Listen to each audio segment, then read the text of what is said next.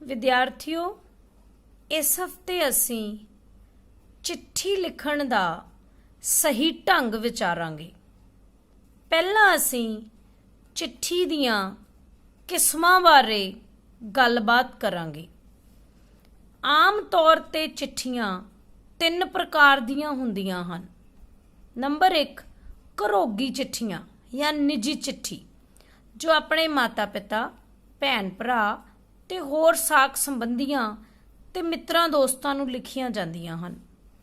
दूजियां हुंदियां हन सरकारी चिट्ठियां, अर्जियां, जो स्कूल दे मुख अध्यापक, प्रिंसीपल, किसी सरकारी महकमे दे वड्डे छोटे अफसरां जां कंपनियां दे मुखियां नूं लिखियां जांदियां हन। तीजी चिट्ठी हुंदी है विहारक जां वपारक चिट्ठी। इन्हां विच समान मंगवाउण दे आर्डर आदि हुंदे हन। इस विच बिने पत्तर दा तरीका ही वरतिया जांदा है। तुसीं इन्हां किस्मां नूं याद रखना है। किस्म दे आधार ते ही तुसीं चिट्ठी पत्तर लिखण दा अभ्यास करना है। सारियां किस्मां दी समग्री वखरी हुंदी है। तुसीं इस गल दा विशेष ध्यान रखना है। हुण असीं विचारांगे कि चिट्ठी पत्तर लिखदे समय संबोधन किवें करना है। जिस नूं चिट्ठी लिखणी होवे, आद भाव शुरू किवें करना है, अंत भाव अखीर विच की लिखना है। पिता नूं मानयोग पिता जी, आप दा प्यारा पुत्तर। माता नूं पूजनीक माता जी, आप दा प्यारा पुत्तर जां धी। वड्डे भरा नूं सत्कारयोग वीर जी या वीर जीओ, जी लिखोगे तां भी ठीक है, आप जी दा छोटा भरा। छोटे भरा नूं प्यारे सोनू, उत्थे भरा दा नाम आएगा। तेरा वड्डा वीर। मित्र नूं लिखनी है तां मेरे प्यारे बलबीर, इत्थे भी मित्र दा नाम आएगा। तुहाडा जां तेरा मित्र, ठीक है।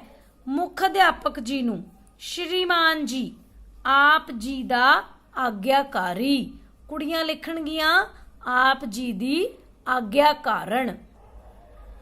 पुस्तकां वेचण वाले नूं श्रीमान जी, आप जी दा शुभ चिंतक। नूं जां धी नूं प्यारी सपुत्री, तेरी प्यारी माता जी। पत्नी नूं प्यारी निर्मल, इत्थे भी पत्नी दा नेम आएगा। सदा ही तुहाडा। ओपरे बंदे नूं, भाव जी नूं तुसीं जाणदे नहीं हो, स्ट्रेंजर है, श्रीमान जी, आप जी दा शुभ चिंतक। वड्डी भैण वल सत्कारयोग भैन जी, आप दा छोटा वीर।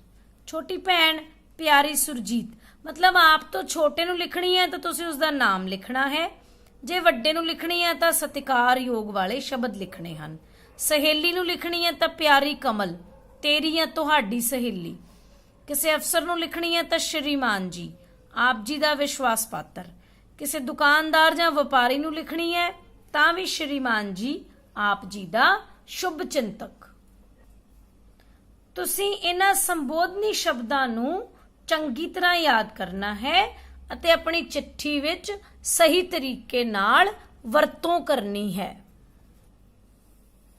हुण तुसीं विचारे गए तरीके नाल अर्जी लिखोगे, जिवें सेवा विखे जमात अध्यापिका ji, tender heart school, sector 33B, Chandigarh, डंडी।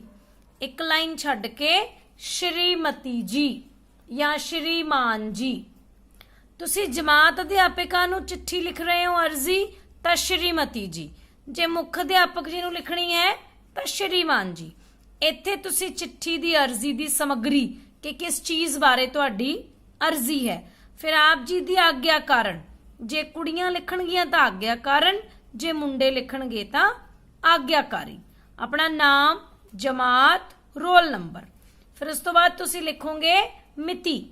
मिति 24 मई 2021, ਜਿਹੜੀ भी मिति ਤੁਹਾਨੂੰ ਦੱਸੀ ਜਾਏਗੀ। ਉਸ ਤੋਂ ਬਾਅਦ ਅਭਿਆਸ ਲਈ ਜਮਾਤ ਅਧਿਆਪਿਕਾ ਜੀ ਨੂੰ ਬਿਮਾਰੀ ਦੀ ਛੁੱਟੀ ਲੈਣ ਲਈ अर्जी लिखो। तुसी ये विचारे गए तरीके नाल ढंग नाल ही अर्जी लिखनी है। और एक गल खास ध्यान देना है कि कोई भी चिट्ठी तुसी लिखनी है ਖੱਬੇ ਪਾਸਿਓਂ ਹੀ ਸ਼ੁਰੂ ਕਰਨੀ ਹੈ। ਤੁਹਾਨੂੰ ਇੱਕ ਹੋਰ ਚਿੱਠੀ ਦਾ ਨਮੂਨਾ ਅਸੀਂ ਵਿਖਾਉਂਦੇ ਹਾਂ। ਹੁਣ ਵੇਖੋ, ਸਕੂਲ ਦੇ ਮੁੱਖ ਅਧਿਆਪਕ ਜਾਂ ਅਧਿਆਪਿਕਾ ਨੂੰ ਜ਼ਰੂਰੀ ਕੰਮ ਦੀ ਛੁੱਟੀ ਲੈਣ ਲਈ ਬਿਨੇ ਪੱਤਰ ਲਿਖੋ। ਬਿਨੇ ਮਤਲਬ ਤੁਸੀਂ ਉੱਥੇ ਬੇਨਤੀ ਕਰ ਰਹੇ ਹੋ ਕਿ ਤੁਹਾਨੂੰ ਛੁੱਟੀ ਚਾਹੀਦੀ ਹੈ। ਖੱਬੇ ਪਾਸਿਓਂ ਸ਼ੁਰੂ ਕਰੋ, ਸੇਵਾ ਵਿਖੇ। ਮੁੱਖ ਅਧਿਆਪਕ, ਜੇ ਅਧਿਆਪਿਕਾ ਤਾਂ ਅਧਿਆਪਿਕਾ ਜੀ।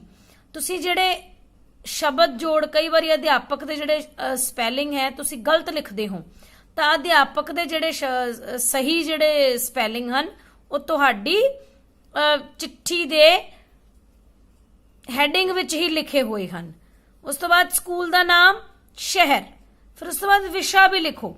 ਜ਼ਰੂਰੀ ਕੰਮ ਦੀ ਛੁੱਟੀ ਲਈ ਬਿਨੇ ਪੱਤਰ, ਸ਼੍ਰੀਮਾਨ ਜੀ, ਸ਼੍ਰੀਮਤੀ ਜੀ। ਉਸ ਤੋਂ ਬਾਅਦ ਤੁਸੀਂ ਆਪਣੀ ਚਿੱਠੀ ਜਿਹੜੀ ਹੈ ਉਹ ਸ਼ੁਰੂ ਕਰੋਗੇ। ਇਹ ਬਹੁਤ ਲੰਬੀ ਨਹੀਂ ਹੋਏਗੀ।